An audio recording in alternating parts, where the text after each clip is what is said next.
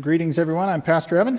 Happy to deliver the word this morning from Ezra 2. You hear these background passages, and what you hear in Jeremiah is before, and what you hear in Ezra is after this morning. I want you to hear that clearly. So I'm going to ask that you turn to Ezra 2 and be ready, because we'll read our passage for today.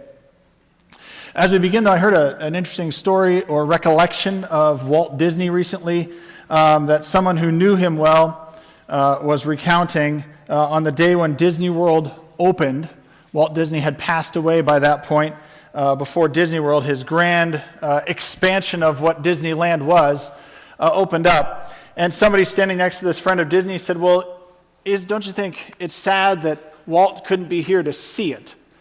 And the friend looked back and said, Walt did see it. That's why it's here. And it's an interesting thought. I think that you have that same sort of thing going on in the book of Ezra with the people returning to the land they'd been exiled from. They're standing in the ruins, but they can see what God is doing and what God has called them to clearly through the brokenness that is there and the repair that needs to go on. But what they exemplify in that is important. There are all kinds of themes that come out of the book of Ezra. Today we see trust as one of those primary themes, trust in Yahweh, and that trust is greater than fear today. You start to see that emerge in a very pronounced way. And that trust is exhibited by action. It's exhibited by generosity.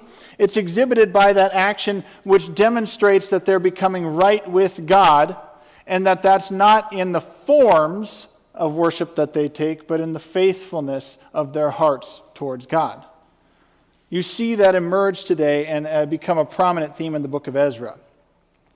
So let's go to Ezra 2. I'm going to read 68 through 3:6, and that'll orient us to where we're going today. It reads, When they arrived at the house of the Lord in Jerusalem, some of the heads of the families gave free will offerings toward the rebuilding of the house of God on its site. According to their ability, they gave to the treasury for this work 61,000 derricks of gold, 5,000 minas of silver, and 100 priestly garments. The priests, the Levites, the musicians, the gatekeepers, and the temple servants settled in their own towns, along with some of the other people, and the rest of the Israelites settled in their towns.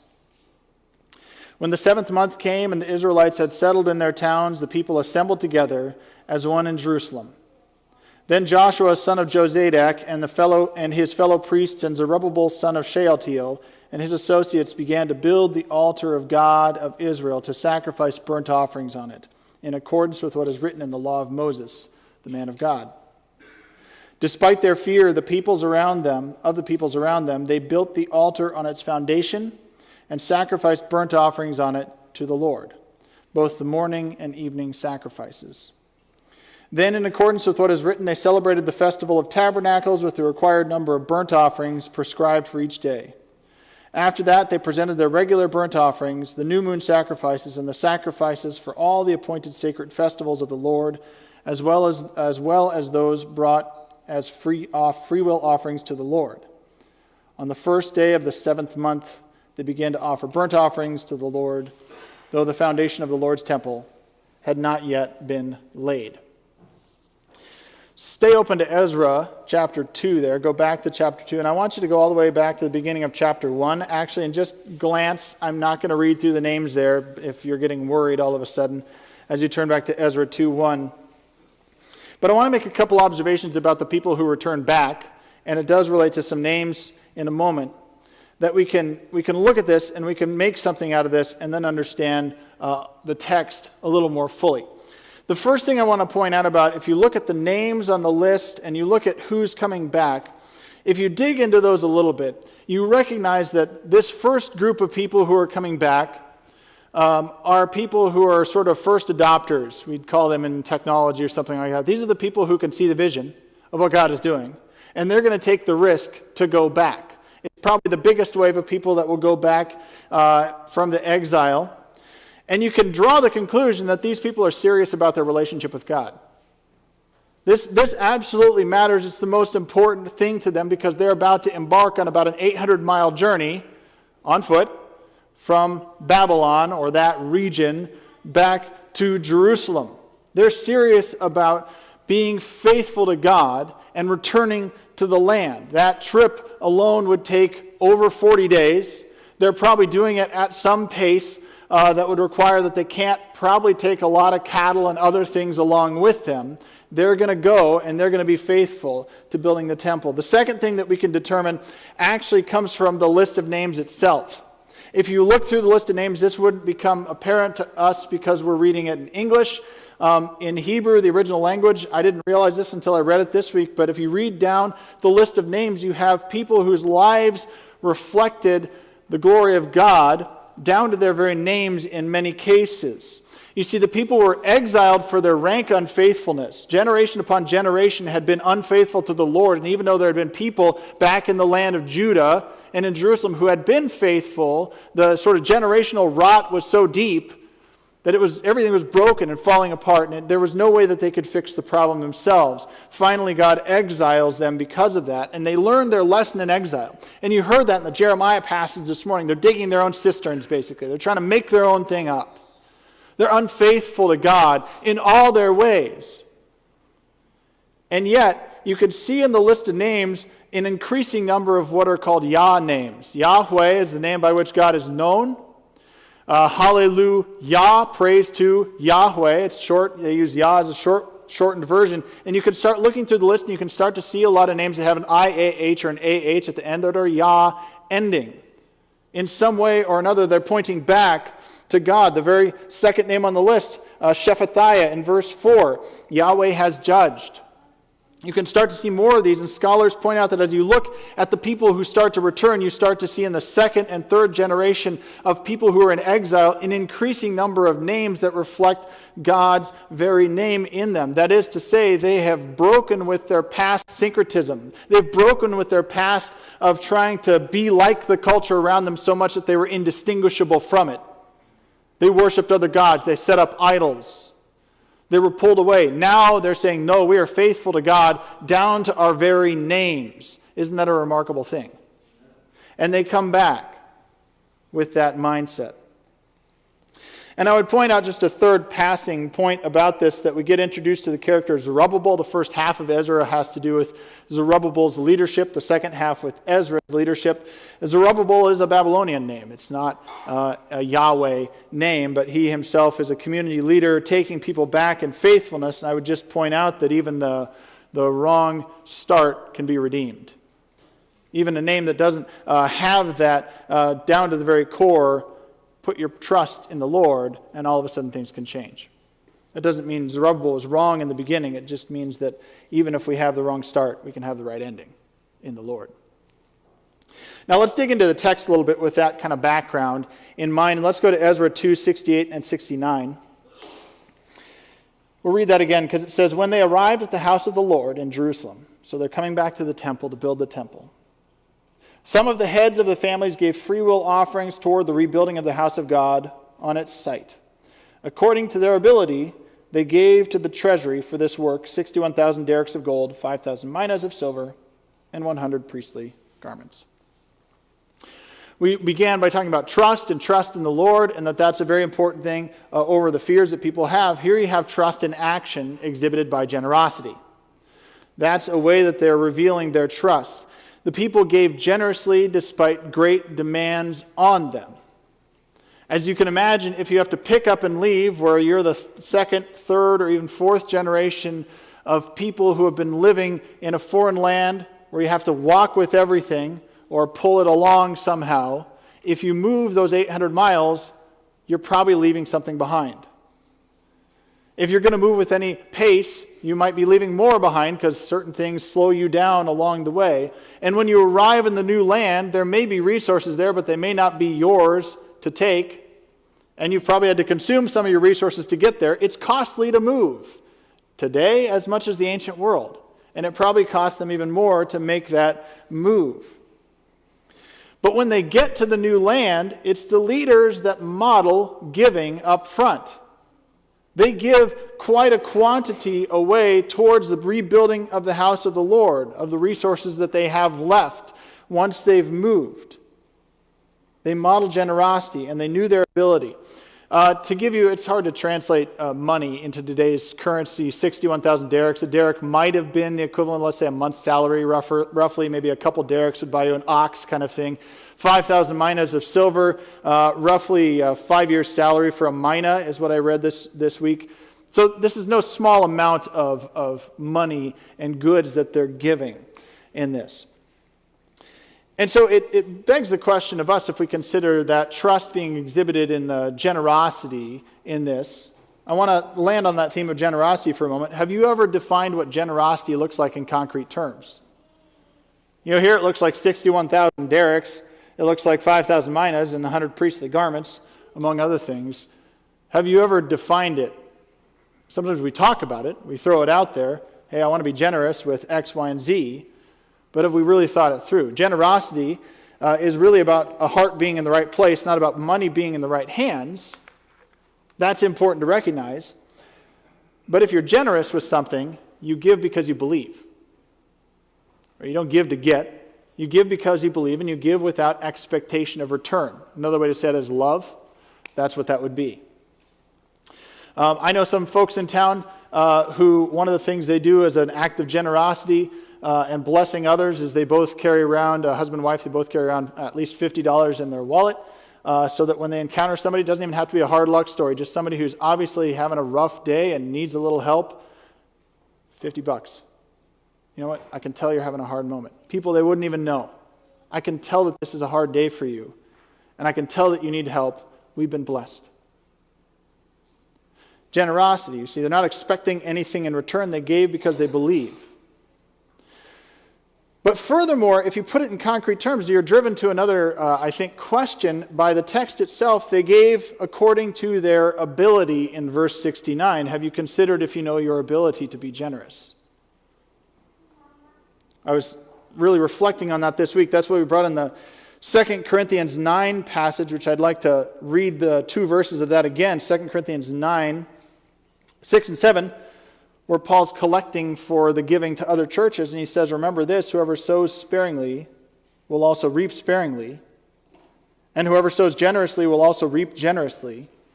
Each of you should give what you have decided in your heart to give, not reluctantly or under compulsion, for God loves a cheerful giver.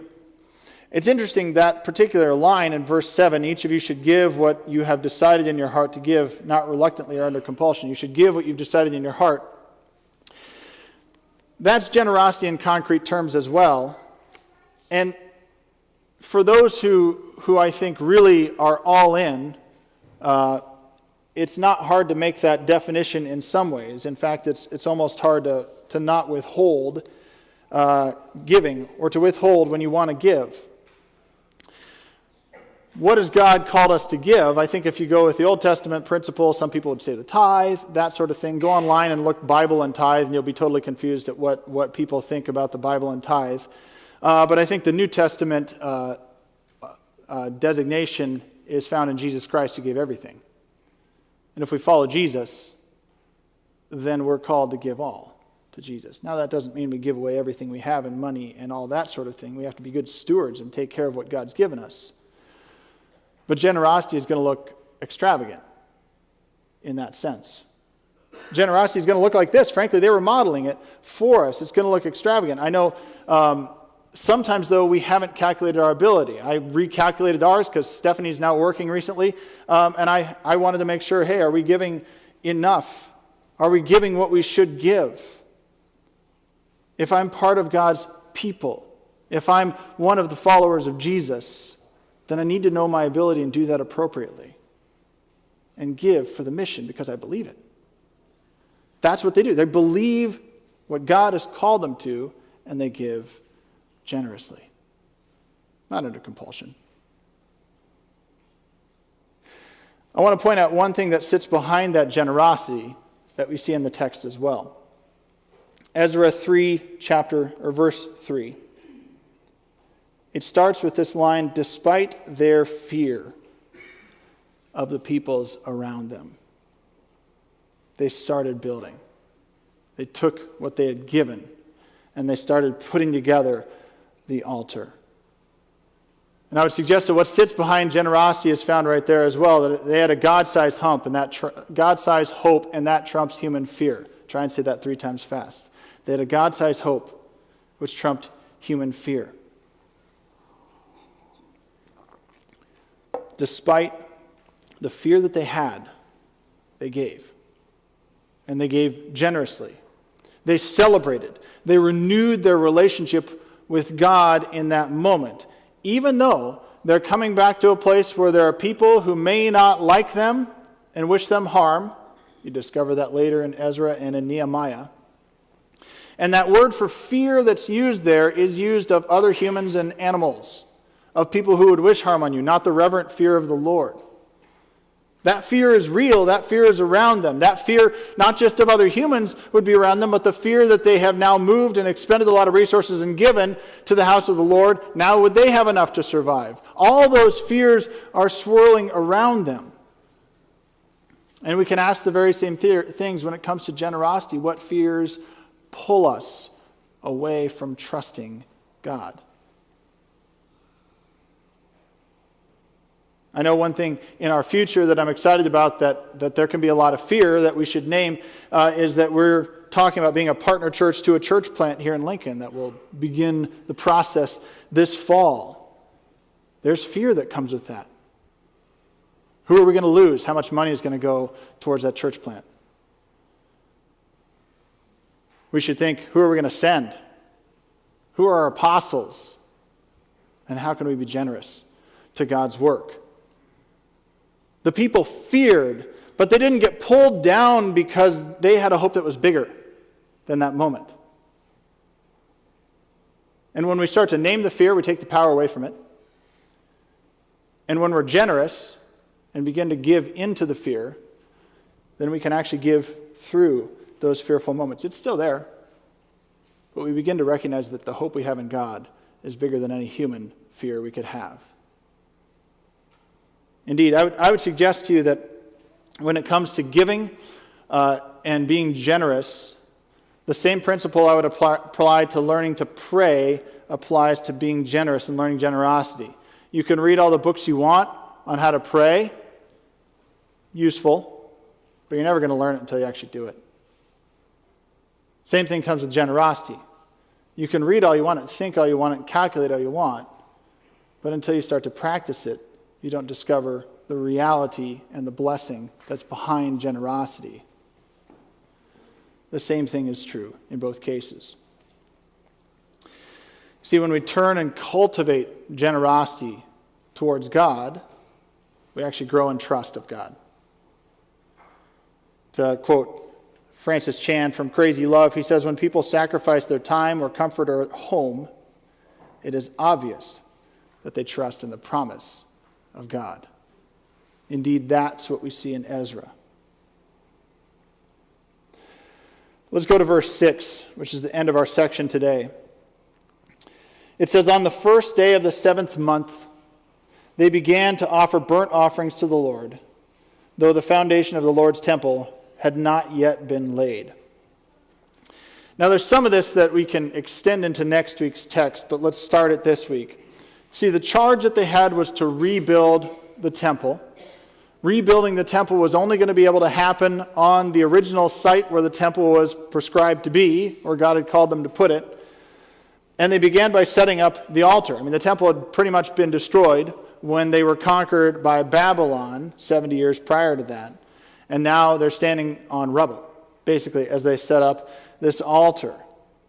And they had to be focused on the task at hand as they stand on the rubble.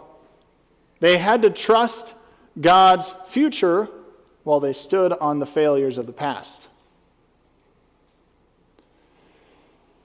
Their generosity, though, in this moment fueled their hope in what God was doing. In the past, we heard from the Isaiah text or Jeremiah text this morning. In the past, they had relied on the temple as a substitute for faith. They had relied on their own interests as a substitute for faith and idols. They had relied on doing the proper rites and rituals alone instead of having a heart that was united with the heart of God in doing that. There was no need to be faithful to God and be synced with God's desires, there's only a need to do the right rituals. But now that's been cut away. Now there's no temple. It's in ruins. Now they have to put together the altar, and their trust is exhibited by their willingness to travel, to give, and to worship in that space that barely exists. It's not the space that matters, it's the right heart that matters. It's never been more exposed than it is at this point. And so we can ask a question when it comes to worship, because right worship is a part of Ezra as well. What's the minimum standard required to be God's faithful people? What does it take to worship rightly? Do we need certain things? Do we need a building? Do we need certain instruments? Do we need a website? Do we need certain objects that can be before us? Is that what our worship is, or is our worship something beyond those things? They couldn't put their faith in something other than God at that point. They had to put it in God. You see, all the things, all the super extra stuff had been cut away. And they're learning to put their hope in the Lord through their generosity. They're learning to have a vision for what God is going to do as they stand in the rubble and ruin of their own unfaithfulness. One more verse I want to bring in this morning is from 1 John 3, 16 and 17. As we think about God's generosity towards us. It says, "This is how we know what love is. Jesus Christ laid down his life for us. And we ought to lay down our lives for our brothers and sisters. If anyone has material possessions and sees a brother or sister in need but has no pity on them, how can the love of God be in that person? Dear children, let us not love with words or speech, but with action and in truth." God's generosity towards us never stops. That's a good thing, isn't it? God's generosity towards us never stops. And if we want to understand generosity, we should look at God's definition of it. Even in their unfaithfulness, God brings them back to the land and says, here's the direction, here's the instruction, put it together. In human unfaithfulness, God says, here's the plan for which I'm going to bring you back, and that's Jesus. Generosity is best defined by God and illustrated by God. And if your heart is tuned to God's heart, your ability to give will grow. If your hope is rightly directed, you're going to care less about the form of worship than the object of worship. But most importantly, we can learn about the generosity and how to live into those, because God's generosity never ceases. It's demonstrated to us in Jesus Christ. And if we follow Jesus, we're the generous ones. That's who we should be by default. We'll be able to recognize and rightly worship God, giving generously to God's mission, because we can see the vision of what God has before us. Let's pray together. Lord, thank you for the fact that you play the long game with us, that you're always looking for our best, and you're patient with us when we're unfaithful. That when we have a desire to hold back what you've freely given us, that you gently nudge us forward if we'll only hear you. And we'll give because we believe. Lord, help us believe. Help our unbelief today. Help us not believe that you are a God of scarcity, but a God of abundance. And that if Jesus Christ has modeled to us how we are supposed to operate as generous people, that we indeed would be generous people. Lord, help us love like you loved, give like you gave, and be united with you in heart and mind. In the name of your Son, Jesus, we pray. Amen.